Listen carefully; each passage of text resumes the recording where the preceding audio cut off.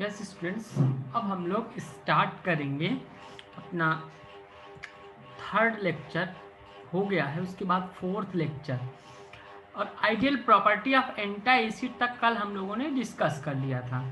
अब उसके बाद हम लोग डिस्कस करेंगे कि लिमिटेशन ऑफ एंटी एसिड, यानी एंटी एसिड की लिमिटेशन क्या क्या है। बहुत अच्छा है ये कि स्टमक की एसिडिटी को कम करता है, पर इसकी लिमिटेशंस क्या हैं मीन्स कि कहाँ कहाँ पर एंटी एसिड का उपयोग रिस्ट्रिक्टेड है।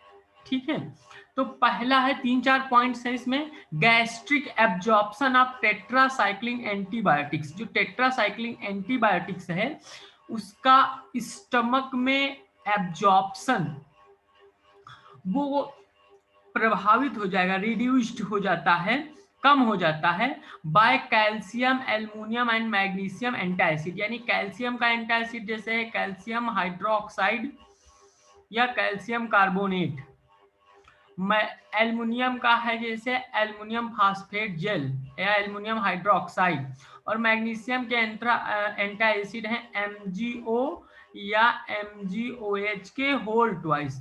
तो इन एंटी एसिड के द्वारा गैस्ट्रिक एब्जॉर्प्शन टेट्रासाइक्लिन एंटीबायोटिक्स का रिड्यूस्ड हो जाता है, कम हो जाता है।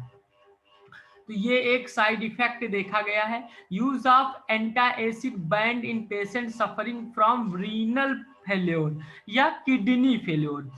ऐसे पेशेंट जिनकी किडनी फेलियर का प्रॉब्लम रहा है पास्ट में, उनको एंटी एसिड का जो है यूज बहुत ज्यादा करना वो रिस्ट्रिक्टेड है या बैंड है बिल्कुल। ठीक है, ऐसे पेशेंट जिनकी किडनी फेलियर का प्रॉब्लम, किडनी प्रॉपर अच्छे से काम नहीं कर रही है, उनको एंटी एसिड टोटली बैंड है। Systemic anti acid reduce the absorption of systemic anti acid, मतलब water soluble anti acid like sodium bicarbonate, reduce the absorption of isoniazid, isoniazid medicine.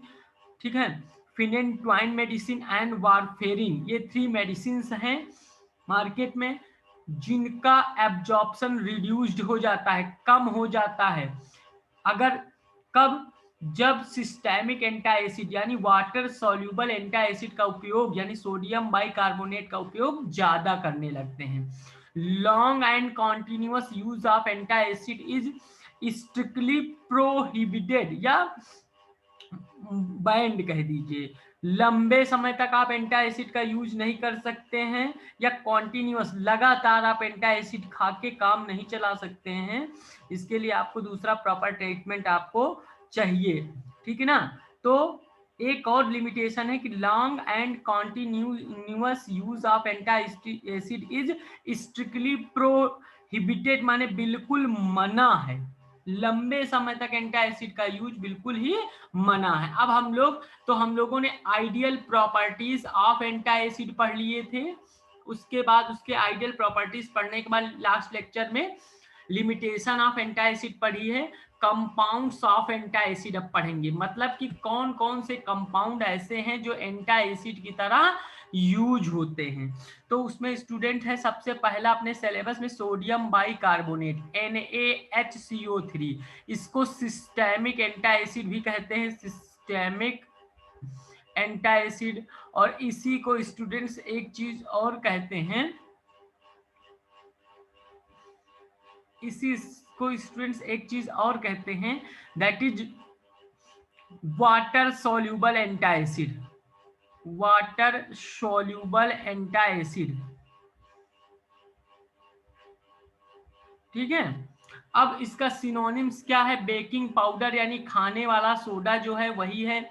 Method of preparation, मतलब कैसे आप prepare करेंगे, तो कैसे आप preparation माने लैब में कैसे प्रिपेयर करेंगे। When sodium bicarbonate is react with carbon dioxide and water, then they form sodium bicarbonate, तब सोडियम बाइकार्बोनेट बनता है। जब सोडियम कार्बोनेट की रिएक्शन कार्बन डाइऑक्साइड वाटर के साथ करते हैं तो सोडियम बाइकार्बोनेट बनता है, मींस NaHCO3 बनता है। चलिए देख लेते हैं, Na2CO3 है, CO2 है, H2O है। अब देखिए होता क्या है, कैसे बनेगा ये, तो यहाँ पर देखिए वाटर को हम लोग ऐसे लिख सकते हैं, यहाँ पर खाली ब्रेक कर रहे हैं 2 O और 2 H, ठीक है। तो ये O एक और यहाँ चला गया तो CO3 2 हो गए, 2 Na हैं, CO3 भी 2 हैं और 2 H भी हैं। तो सबसे पहले ये 2 Na लिख दें, तो 2 Na फिर 2 H हैं। यहाँ पर देखो वाटर को तोड़ा है हमने, एक O इधर निकाल लिया है, 2 H इधर निकाल लिया, मॉलिक्यूल्स को ऐसे तो H और OH में वाटर टूटता है। तो ये CO3 एक ये हो गया, CO3 एक, CO3 यहाँ है, तो पहले 2 Na था तो Na2 लिख लिया, फिर 2 H थे तो एक बार H लिख लिया, 2 से गुना है तो 2 H हो गए, और CO को यहाँ से वाटर वाला जुड़ने से एक CO3 ये हो गया, तो CO3 एक यहाँ पर इसका एक ये CO3 बन गया, एक ऑलरेडी है, तो 2NaSCO3 यानी सोडियम बाइकार्बोनेट बन गया। फिजिकल प्रॉपर्टी देखते हैं सोडियम बाइकार्बोनेट की क्या क्या फिजिकल प्रॉपर्टी है। It is white crystalline powder, सफेद कलर का क्रिस्टलाइन पाउडर जैसा है। It is odourless having taste, इसका महक नहीं है और इसकी टेस्ट नॉर्मल होता है। It is soluble in water, पानी में सॉल्युबल होता है, एंड इनसॉल्युबल इन एल्कोहल, और एल्कोहल में सॉल्युबल नहीं होता है। The aqueous solution of sodium bicarbonate is alkaline in nature, मतलब जो अगर हम लोग सोडियम बाइकार्बोनेट को, ये जो सोडियम बाइकार्बोनेट है इसको पानी में भिगो दे तो ये जो सॉल्यूशन है ये कैसे नेचर का हो जाएगा, एल्कलाइन नेचर का, एल्कलाइन, और इसी एल्कलाइन नेचर की वजह से ये वर्क करता है एज अ एंटा एसिड। क्लियर है। केमिकल प्रॉपर्टी देखें, on heating, chemical property on heating, when 2 moles of sodium bicarbonate is heated then it loses water and CO2 with NaHCO3। 2 moles of, जैसे 2 moles of 2NaHCO3 को क्या करेंगे, heat करेंगे, गर्म करेंगे, तो जैसे ये बनता है Na2CO3 और वाटर और CO2 से, उसी में वापस ब्रेक हो जाएगा। ठीक है, तो जब 2NaHCO3 को रिवर्सिबल रिएक्शन हीट करते हैं तो Na2CO3 सोडियम कार्बोनेट, वाटर और कार्बन डाइऑक्साइड बनती है। NaHCO3 is react with acid then CO2 removed, NaHCO3 react with acid then CO2 removed. अगर NaHCO3 किसी एसिड से रिएक्ट कर ले तो क्या होगा कि इस CO3 से CO2 निकल जाता है, तो CO2 निकल जाएगा, अगर तो बचेगा क्या, Na ये बच रहा है, ये Cl, NaCl बचेगा, CO2 निकल जाएगा, तो एक O यहाँ बच रहा है और एक H ये और एक H ये, एक H2O बन जाएगा। फिर से समझिए, NaCO3 एसिड के साथ रिएक्ट करेगा, Na और Cl निकल जाएगा, NaCl निकल गया, CO3 से वाटर निकल गया, तो एक O बचा है, एक O यहाँ और CO2 यहाँ, तो CO2 लिख लिया। अब देखिए एक H ये बच रहा है, एक H ये बच रहा है, एक O CO3 से जो एक O निकला था वो तो बनाकर वाटर बना देगा। तो NaCO3 is react with acid then CO2 removed, तब CO2 क्या हो जाएगी, रिमूव हो जाएगी।